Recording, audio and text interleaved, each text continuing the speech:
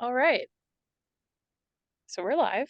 Hello, everyone, and welcome to the next installment of Game RT's webinar series, where today we will be discussing the use of visual novels for digital bibliotherapy. Just a second. All right, perfect. I'm Molly Porter. My pronouns are she, her, and I am the Adult and Teen Services Librarian at the West Feliciana Parish Library in St. Francisville, Louisiana, as well as the current Game RT event programming co-chair. In particular for today, I am your host and tech team. With me, I have Joy Cooper. So please introduce yourself, Joy. Hi, everyone. My name is Joy Cooper. Pronouns are she, her. I am a recent graduate of the University of Nevada, Las Vegas, and I am excited to share my project with all of you. Wonderful, thank you. Okay, so a few quick notes. This event is being recorded. The recording will be available to Game RT members for 6 months before becoming publicly available on the Game RT website. We're also live streaming the session on Twitch. Hello, Twitch viewers. Twitch video on demand will also be accessible after the 6-month members only period. If you aren't following Game RT on Twitch already, please give us a follow so we can build up that channel. The link will be in the chat soon. For anyone not previously familiar with Game RT, we are the Games and Gaming Roundtable of the American Library Association. Our mission is to promote gaming in libraries, whether it's programming, collection development, community building, prototyping, playtesting, or research. Game RT has 2 professional development series, a webinar series and a learn and play series. Before we start today's webinar, I want to let you know about some of our upcoming events. So links for how you can attend all of the events will be added to the chat, but the first one is another webinar on December 15th called I Set My Games on Fire, a Ludo-Arsonist's Guide to World Ending, Emulation, and Burning Games.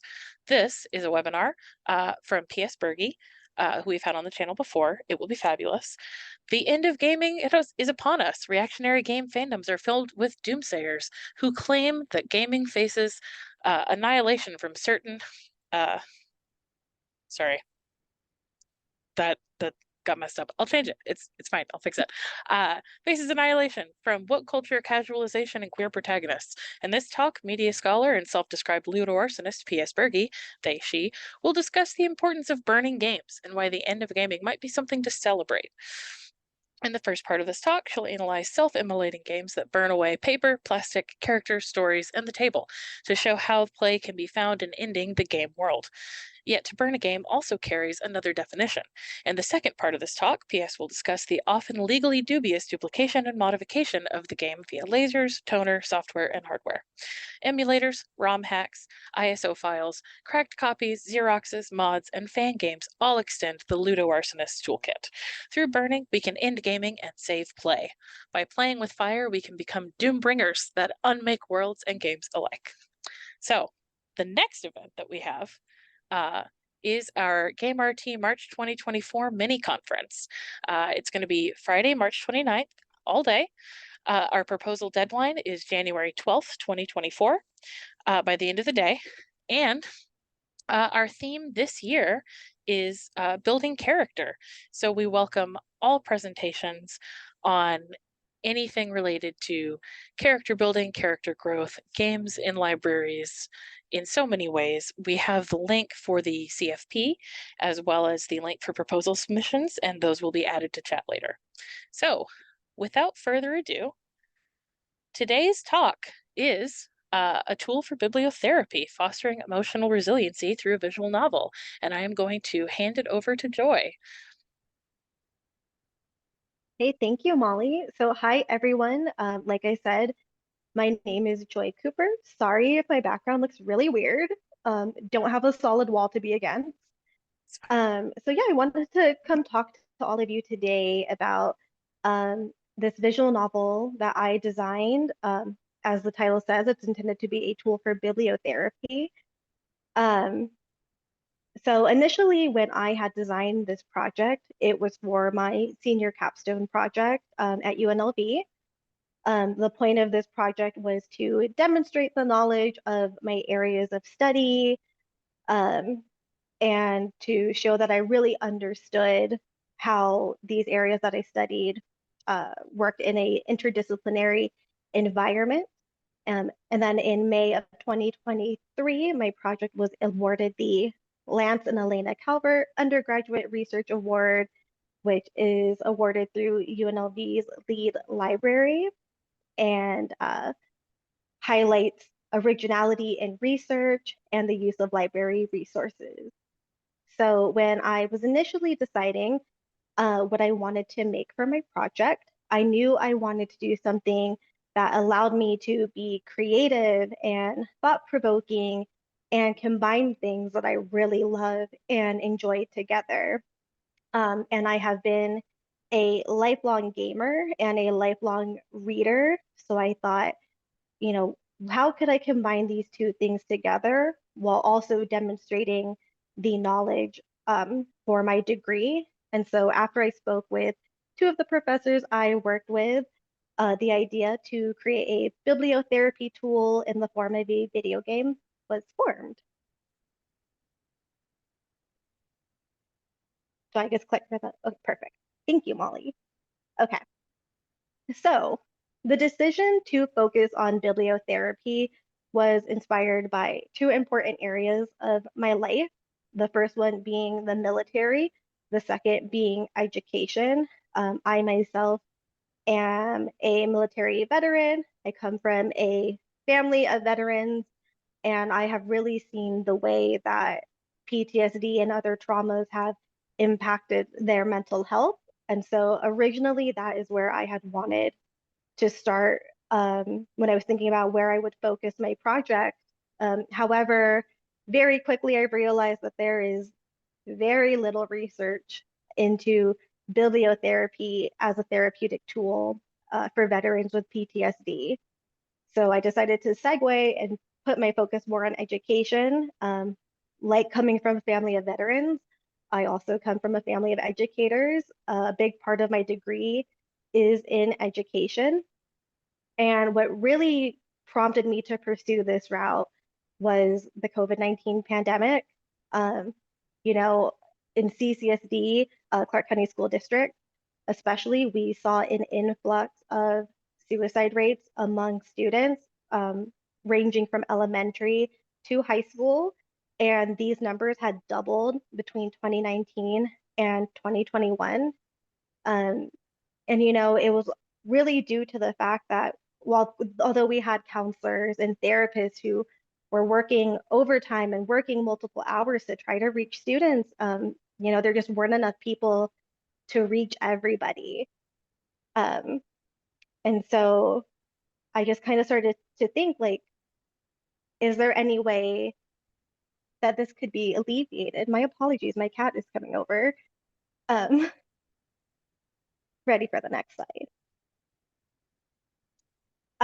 So additionally, aside from just the fact that we had a lack of um, mental health providers to be able to reach everyone in need, we also had to consider, or I was considering, the fact that there's also financial constraints, especially during that time period. You have people who maybe don't have the finances to be able to afford mental health care.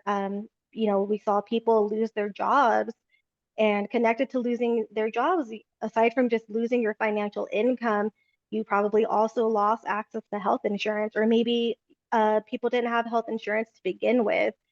And so knowing that there was just a lack of resources across the board, I started to wonder, is there anything that can be done? Or are there any tools available that maybe can act in a supplemental therapy sense for people who maybe don't have access to mental health support? Hi, Bandit.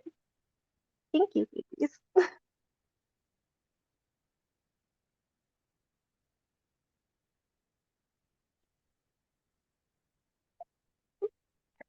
Okay, so with these concerns in mind, I had decided to create a bibliotherapy tool to help kids of all age ranges learn coping skills and how to better understand their emotions, their socio-emotional health, and how to navigate situations they might be experiencing throughout their life.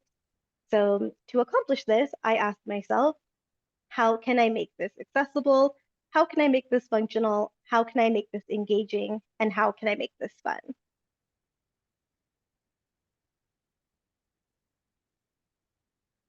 So I decided that the best option would be to utilize bibliotherapy in a digital format. So I chose this format because of accessibility. Digital formats, excuse me, make content much more accessible geographically. If you had access to any sort of smart device or computer and the internet, it would make this bibliotherapy tool accessible. Um, there's also accessibility through a digital format for someone who may be experiencing a language barrier or a impairment of some kind, like audio impairment.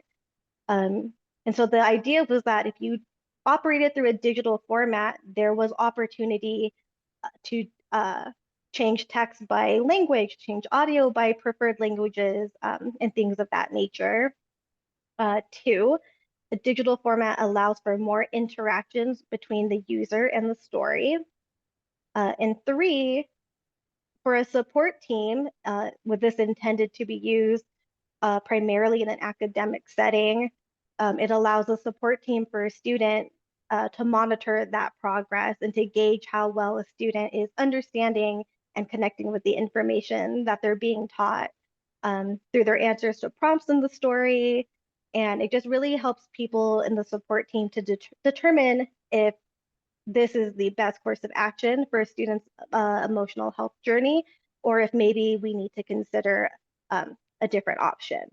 And so the reason I decided to create this as a visual novel, for those of you who are maybe not familiar with what a visual novel is, it is a genre of video game that focuses on a narrative, text-based structure and allows the player to make decisions to guide the story and its outcome. If you are familiar with the Choose Your Own Adventure books, it's very similar to that. And so I really thought that that would just be the perfect way to take bibliotherapy and bring it into this digital format. So I mentioned previously at the beginning about how a factor of my project was having to show my knowledge and demonstrate how the areas of study for my degree worked in an interdisciplinary capacity. And so for my first area of study, it's English. And so I decided that for English, I would really need to focus on kind of a traditional narrative structure, a traditional story structure. And so I really relied heavily on literary writing elements to do this, like coming up with the plot of the story, um, following the general plot diagram as you see on the screen. And it was just really imperative that I design a story that was fun for the user while also creating, the conflict that you would see in a story and a conflict for the player who might encounter this in their day-to-day life. And so it was also very important when I was building the world that this story took place in, to include the setting, designing characters, creating the universe in and of itself. And so visual novels, like I said before, are known for being heavily narratively driven. And so the narrative structure of the project was critical. And I had to consider the ways the story would unfold, the scenarios that occur, if the character's way of speaking seemed realistic, and if the storytelling felt fitting for the visual novel's purpose.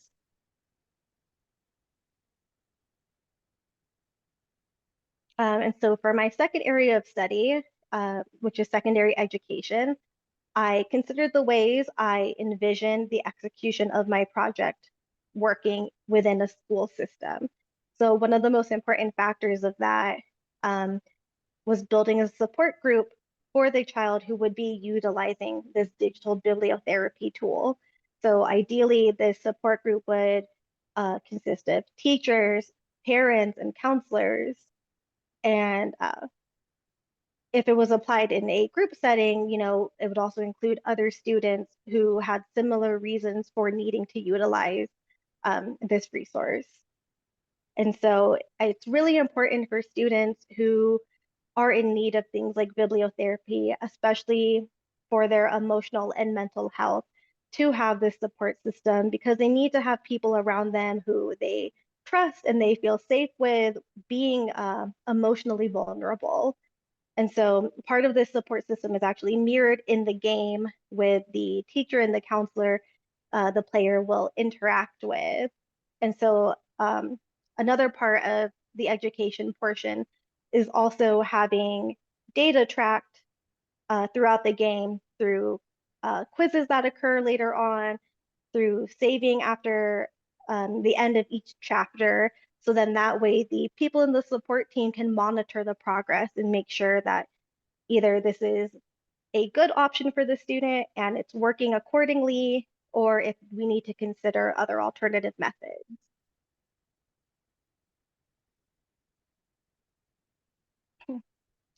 And then for my final area of study, it is counseling.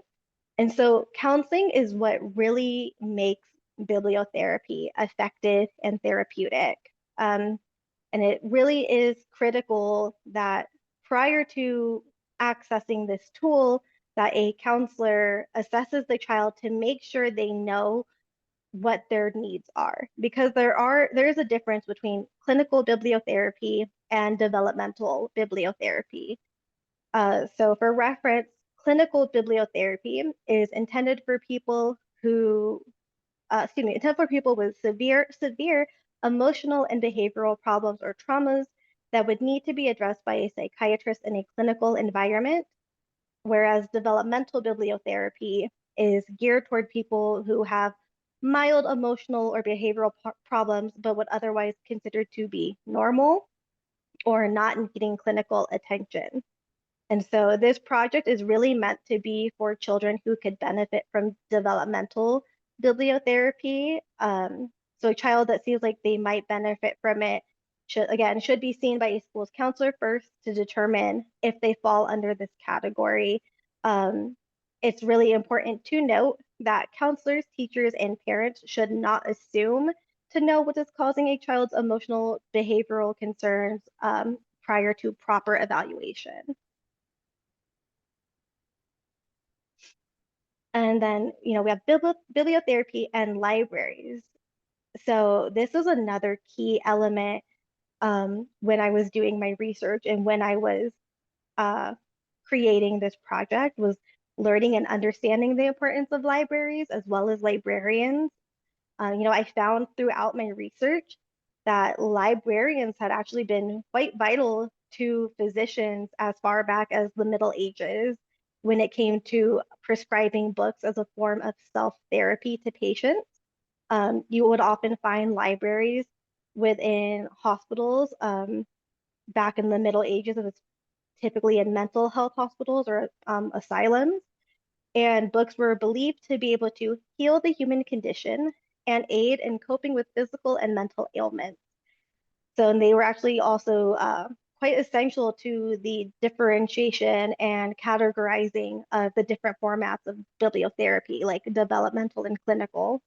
And then for me, from a design standpoint, I relied quite heavily on librarians at UNLV to help me quickly locate appropriate peer-reviewed material to support my research. And then on my own, I often use the online archives and databases offered by UNLV's library, as well as library archives through other universities.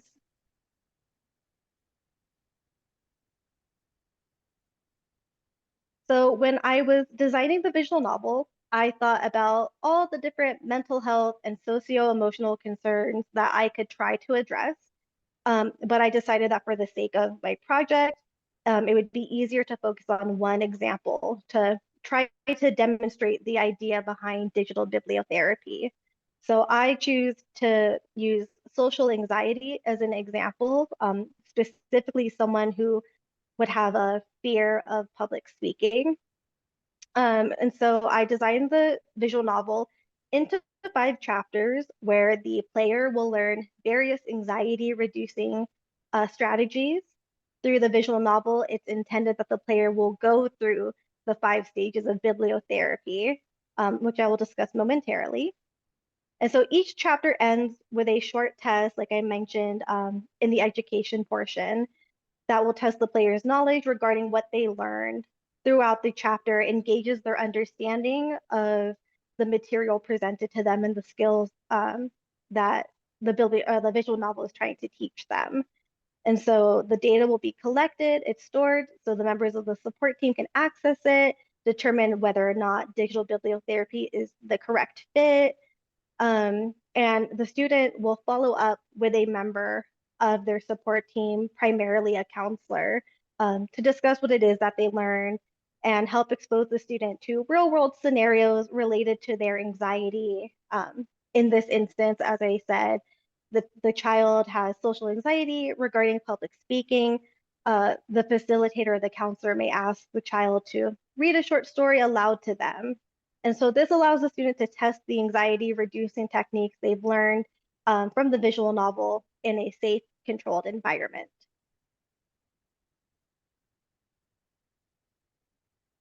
So for our visual novel, for bibliotherapy to be effective, the student has to undergo the 5 stages of bibliotherapy. So the first stage of bibliotherapy is known as involvement, which is when the student initially engages with the bibliotherapy medium, in this case, the visual novel. So involvement will occur at the beginning of the game when the student is asked to enter their name. So this allows them to assume the role of our story's protagonist, which will also help fulfill the second stage of bibliotherapy known as identification. And so it was important when designing this that the protagonist has no discerning characteristics other than their name and a general age range based on the story to really create that immersive experience. You'll see oftentimes with visual novels, it's done from a first person perspective. Sometimes they might have artwork of what the character might look like in a cutscene, but for the purpose of the visual novel, I just stuck to a purely first person perspective. And there's no discerning characteristics, like I mentioned, um, for the character. So then that way, whoever is utilizing the tool really feels like this is them in the game, that they are being represented. Um, and so additionally, we also see characters within the game. I tried to create a pretty diverse background of characters because I wanted them to represent people that the player might encounter in their everyday life. And so in our first chapter, the player will be introduced to the conflict of the story, the conflict that the protagonist is meant to experience and to mirror whatever socioemotional trouble or anxiety that the real person playing might be experiencing as well. So like I mentioned, for this, it is a fear of public speaking.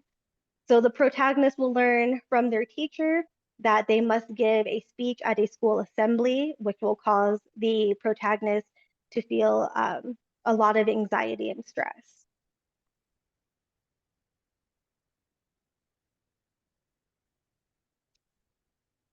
So as we continue on with chapter 1, the protagonist will confide in their best friend, a character named Violet. Violet serves as a member of the protagonist's support team. She is someone who will share with the protagonist that she also has trouble with anxiety, and she will offer to teach them the first anxiety reducing technique known as the 478 relaxing breath method. The player will then be prompted to decide whether or not they would like to learn this technique. Now, in most visual novels, the choices made can lead to missed opportunities or bad or good endings, but I felt that particular route would kind of negate the game's purpose. So instead, I created what I would call a redirection route, where if the player chooses to not learn this technique, the character that they're speaking with, in this case, Violet, will encourage them to reconsider it and remind them that they know, excuse me, that they won't know what methods will help them unless they try. And so after learning the anxiety reducing technique, Violet and the protagonist decide to find other people at school who can help them learn how to manage their anxiety. So at the end of the chapter, the player will be given a brief quiz to test their knowledge regarding the chapter. So, excuse me. So an example of a question would be, what is the number sequence for the relaxing breath exercise? And then they would be presented with options to choose from.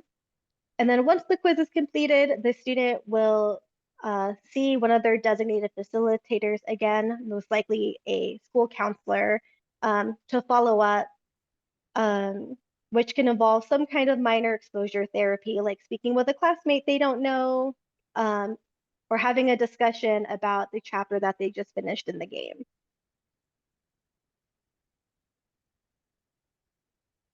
So in chapter 2, the protagonist and Violet meet with their 5th grade teacher, Miss Teller, who again is intended to be a part of the emotional support team.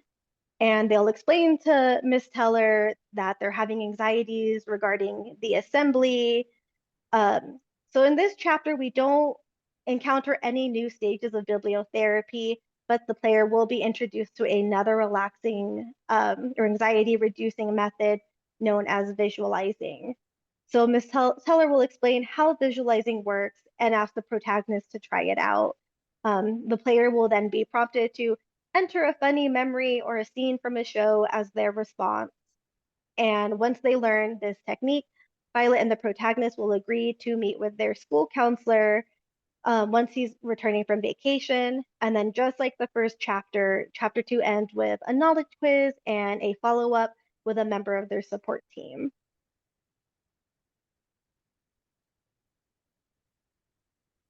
And then in chapter 3, this is where we will see the player entering the 3rd stage of bibliotherapy, known as catharsis. So, catharsis is when the player begins to experience the character's experience and conflicts like their own. So, catharsis may have been experienced in previous chapters, but it is intended to be heightened in this chapter as the pressure of the impending assembly builds up as the assembly date draws closer. And so the protagonist will meet with a school counselor named Mr. Avalone and will share their concerns as well as what they've learned leading up to this point, what anxiety reducing techniques they've already learned. And so Mr. Avalone will teach them the final anxiety reducing technique for the game called grounding. So the player will enter answers according to 5 prompts from Mr. Avalone. These prompts being name 5 things you see, 4 things you feel, 3 things you hear, 2 things you smell, and 1 thing you taste.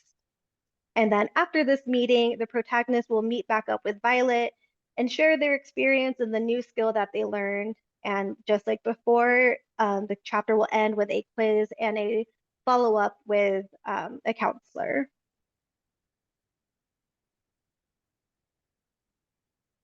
So in chapter 4, this is where the player will learn that the assembly in game is about a week away. Oh, hello, Bandit. So the protagonist in game has been practicing their speech with Violet in a different classroom. Thank you. Thank you. In a different classroom. Um, and through the use of the anxiety reducing methods that they've learned and practicing their presentation, they've started to feel less anxious about giving a presentation. And then as they're heading back to class, Violet and the protagonist will discover that their classmate named Carson is crying alone in a room. And they learn Carson is also upset about the assembly and has social anxiety to a degree that is meant to be perceived as worse than that of the protagonist. And so the player will be asked to assist Carson by teaching them all of the techniques that they learned in the previous chapters for anxiety reduction. And this will mark the 4th stage of bibliotherapy, known as insight. So insight involves thinking critically and thoughtfully about the anxiety reducing strategies they have learned and applying them. So the player will be asked a series of questions where they will respond with knowledge about the various methods of anxiety reduction that they have learned up until this point.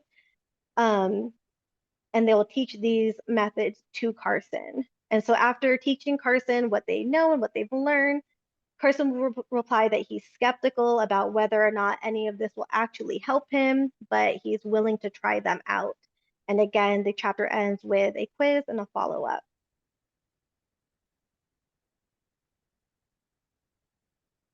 So our final chapter, chapter 5, is where the climax of the story, the conflict of the story will take place. So the protagonist will have to finally give their speech in front of the school. And being at the actual event re-heightens their anxiety again to the point where they're unsure if they can actually go through with it after all. So Violet will reassure them that they can and reminds them to use all the methods they learned to try to put their mind at ease. And after Violet leaves, the player will have to navigate a series of prompts where they must enter the correct responses for all 3 anxiety reduction techniques they learned. And once this is completed, the protagonist will be brought on stage to give their speech.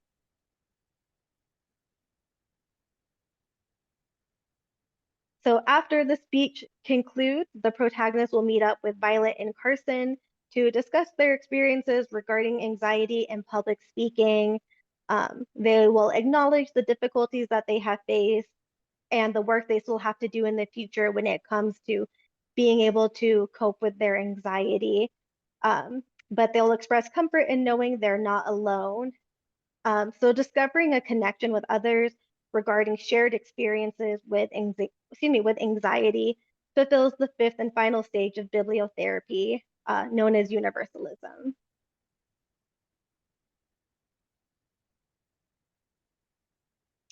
So kind of looking forward with this project, my intention is to really see this project published in the future and hopefully become a viable therapeutic resource.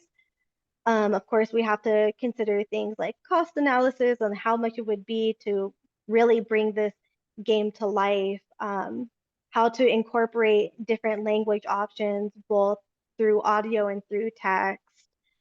Of course, going through beta testing to make sure that this is an effective option. And then, of course, figuring out publication.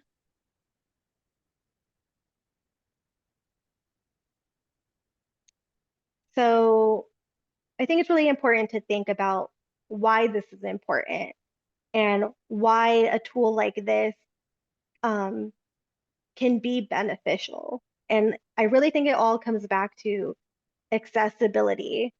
So having bibliotherapy in a digital format is wide-reaching. It can make emotional and mental health obtainable for people regardless of their economic status, their health, their health insurance, language barriers, or certain impairments. Everyone, including children, will experience emotional distress throughout their lives. And I think it's really important, especially early on, for us to be able to teach kids how to manage their emotions and learn coping strategies to navigate these scenarios. Because, again, we all have emotions. We will all go through different emotional trials and turmoil in our life. And so I think if we really focus in on making emotional and mental health accessible, um, that we can really help kids as they develop later on. There's actually been a study that has found that children who have unaddressed anxiety are more likely to develop chronic anxiety in adulthood. And so, of course, that just makes early intervention all the more important. So, we may never truly be able to prepare for the emotional impact of the major events that happen in our lives. Again, we really saw this with the COVID-19 pandemic, but I really believe that if we build a strong emotional foundation in childhood, that it could potentially help save somebody's life later on. So thank you. That's it for me in terms of the presentation. I hope you all enjoyed it. Okay. All right. Thank you so much for that, Joy. At this point, I am going to open it up to questions. If you are in Twitch, please just comment on our Twitch stream and I will grab those. If you are in the webinar, you can put those in the Q&A function and I will find them there.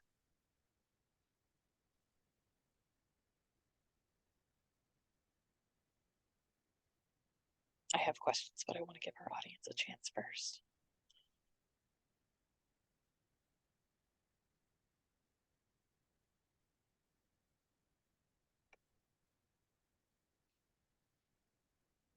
Well, while people are typing, uh, let me see.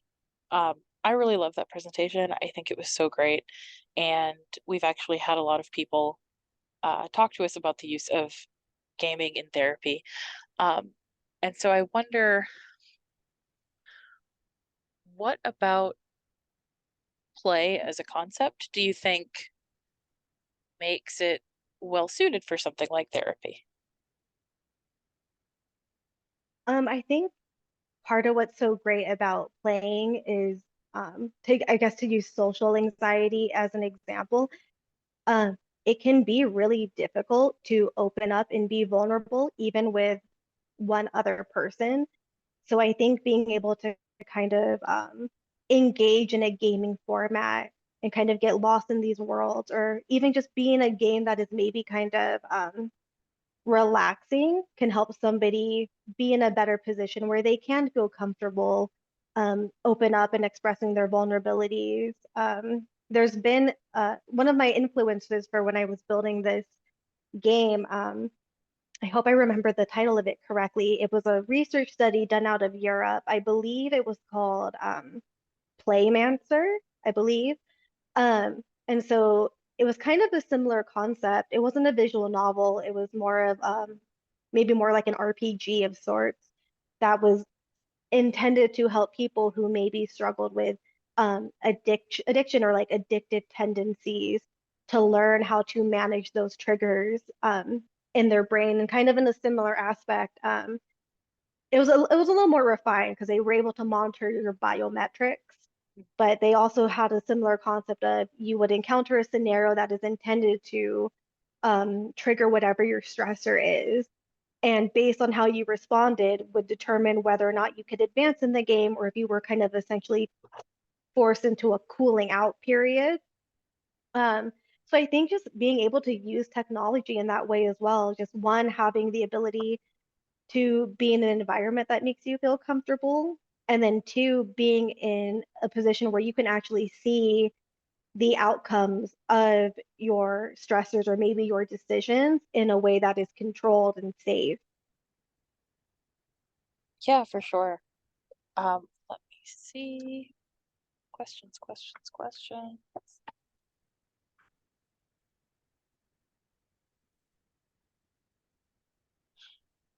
So what was the experience like of writing a visual novel? It was, I mean, it had some difficulties, of course, but really overall, it was just an incredibly fun experience for me. I have been a writer for a very long time. Um, and so being able to be immersed in that creative environment, and it also kind of allowed me to pull from my own life experiences, whether that I experienced myself or things I experienced working within the school district out here. So it was really fun. I really love being able to flex those creative muscles. And when you see the screenshots from the game in the presentation, I mean, I also got to design all of those characters and kind of create them in the way that I had envisioned them. And so it was really fun, but definitely very tedious. Yeah, for sure. Um, have you had a chance to implement this particular visual novel with any young people, or I mean anyone? Has anyone play tested it or anything like that? I actually have a local school out here that is wanting to beta test it with their eighth graders. So right now it's really just a process of getting this converted because right now like the stills you see are screenshots from the storyboard. So right now it's just kind of trying to find a way to actually get this programmed. Unfortunately, that's not a skill set I possess. Right. But once we get that figured out, it does have a place to be tested. That's really cool. Yeah. Let's see. So I know you said you have a background in English and in counseling and a third thing that I can't even remember, but that's really cool. Um, so hmm, I guess, and I know you've touched on this a little bit already, but um, what initially made you think the best thing for this is a game? Because I really love it and I think it's fabulous. And I don't even know, as someone who is as immersed in games as I am, that that would have been my first thought. You know what I mean? But it's so cool. Yeah, I mean, I think a big place for me is I was already very familiar with visual novels. Mhm.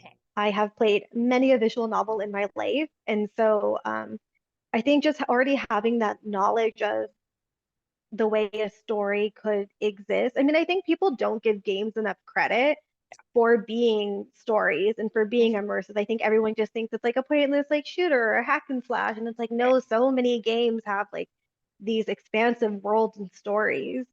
And so already kind of having that knowledge, I think what really influenced it is I have worked with kids during like my last couple years subbing. I've worked primarily with elementary school, especially kindergarten age kids. And I mean, kids already know technology. Yeah. It's not going to be like how it was for a lot of us where technology wasn't really prevalent until maybe, midway through our lives or through our schooling. They have it immediately. They're very well versed in technology. And so, not that all kids don't like reading, because I don't think that's true at all, but I think they're just so used to everything in a digital format and everything being like very, very fast paced. I just kind of thought, what is the best way to make therapy accessible for someone who maybe doesn't really know what therapy is, or maybe wouldn't find, like talk therapy or something like that to be fun or enjoyable? Well, let's make a game where it doesn't necessarily feel like you're going through therapy. It feels like you're just having fun. And then in terms of doing bibliotherapy, with identification being like the very first key to being effective, I thought, well, let's create a story where the player feels like they are the main character and they feel like that these are their experiences. Because I know for myself, when I read stories, even if maybe the character doesn't look like me one bit, in my head, I visualize myself as being that Oh, character. for sure. And so Yeah. I think it was just really operating off of that kind of same thought process. Yeah. And I really love the idea of like technologically just meeting them where they are, as a Yeah, way of making them feel more comfortable, and the mode of a game as letting them feel like they're the main character, but there's still a bit of a buffer there so that they can feel more comfortable. Again, I just think right. that's really cool. Um, yeah. Thank you. So, Yeah, we're embracing main character energy. yes, for sure. Oh my goodness. Oh man. Like I said, I have a million things that I could throw at you, but I want to give the audience a chance here. And again, if you have questions, you can put them in the Q&A function. You can put them in the chat on our Twitch stream.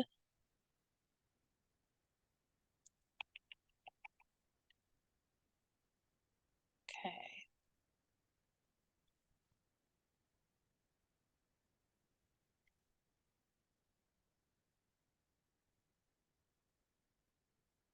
Were there any I know you had a few screenshots in your presentation of like the covers for a few games, but were Mhm. there any visual novels that you wanted to highlight that you think are like a good example of this kind of thing, or visual novels that were an inspiration for you as you wrote your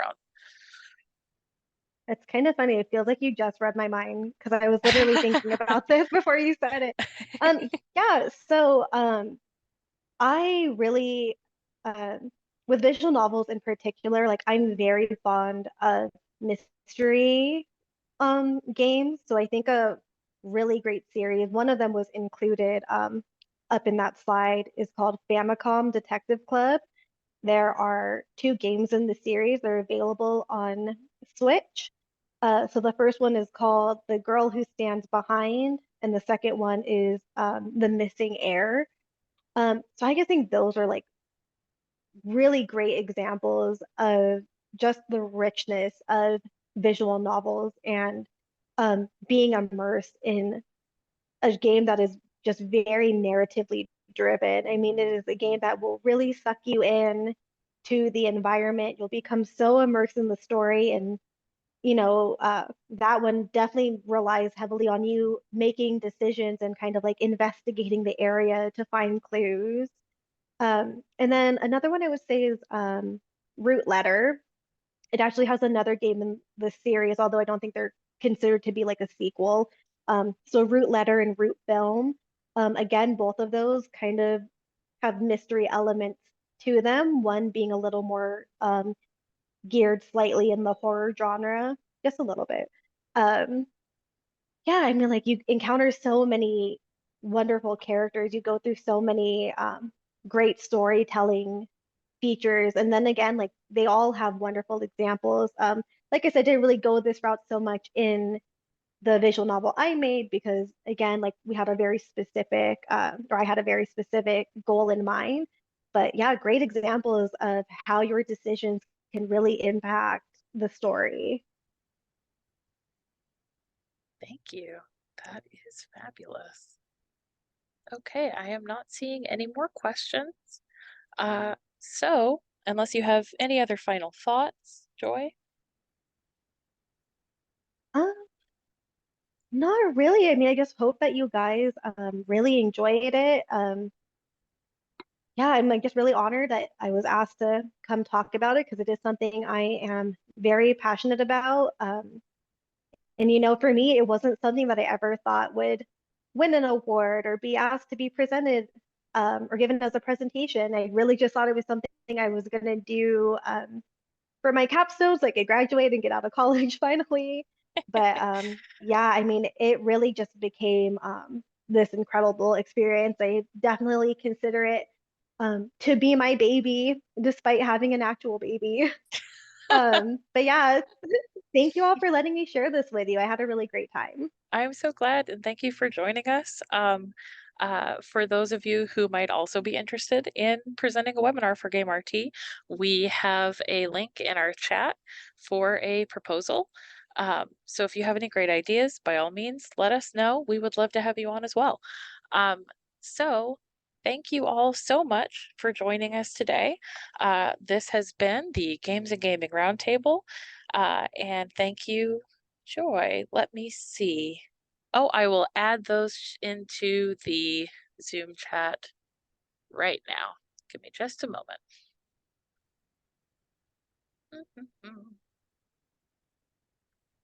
Okay. Okay, so that's the webinar link. And I have a few more that I can share for you, including a link to a copy of the slides for today.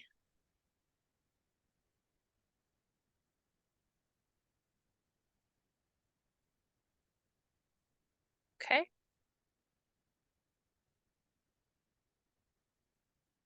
All right. Well, thank you so much. Um, Again, this will be posted in 6 months for non-members and immediately for members on demand. I'm Molly Porter, signing off. Bye, everyone.